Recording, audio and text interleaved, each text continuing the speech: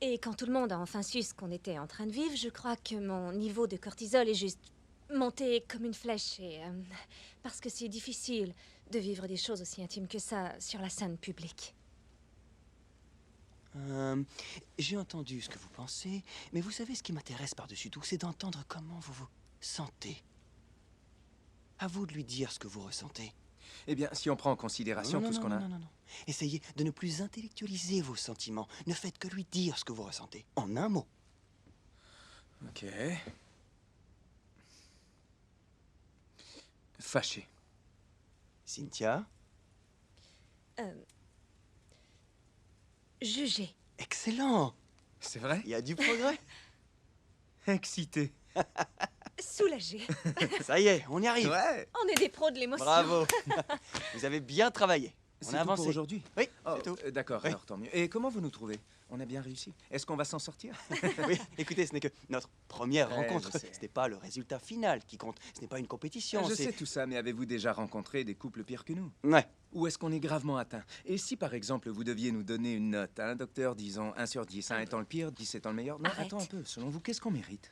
Vous méritez le bonheur et la santé. Et si quelqu'un vous mettait un revolver sur la tempe en vous demandant de répondre sur le champ, sinon il tire le coup, est-ce qu'ils vont s'en sortir? Qu'est-ce que vous en dites? Qu'est-ce que vous en dites? Wow! Écoutez, il n'y a aucun revolver pointé sur ma tête, monsieur Smith. C'est hypothétique. Vos écarts de comportement n'ont pas leur place ici. Et c'est quoi l'idée de braquer un revolver hypothétique sur votre psy? Désolé. Ça va aller. Dégageons le karma. D'accord? Je capitule. Alors c'est ça, je travaille 10 heures par jour et quand j'arrive à la maison, je suis crevé. Et il faut pas croire que j'ai pas envie de parler des rénovations de la maison, c'est qu'arrivé à cette heure-là, j'ai juste plus envie de parler. Mais vous savez, vous essayez peut-être de faire le vide dans votre tête, mais est-ce qu'en faisant ça, vous ne créez pas le vide autour de votre partenaire? Encore une fois, il faut être très attentif. Et vous devriez aussi savoir que lorsque vous parlez de cette façon, David, en fait, vous dépriorisez votre partenaire de vie. Je vous demande pardon. Ça s'appelle une transgression des limites émotionnelles, ou plus communément, bulldosage. Et ce n'est pas joli. Ronnie, vous avez dit plus tôt que... Ça devrait être dans mes notes juste là.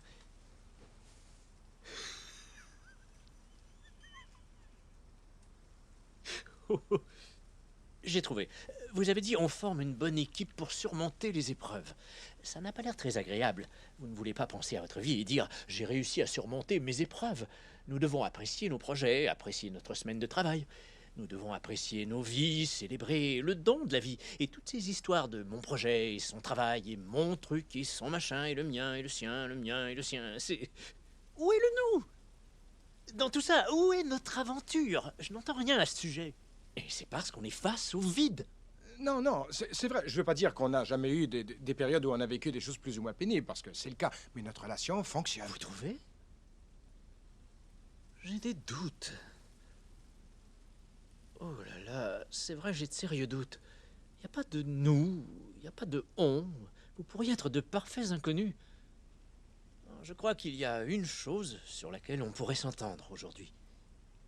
C'est que la relation que vous vivez mérite bien plus que de juste fonctionner.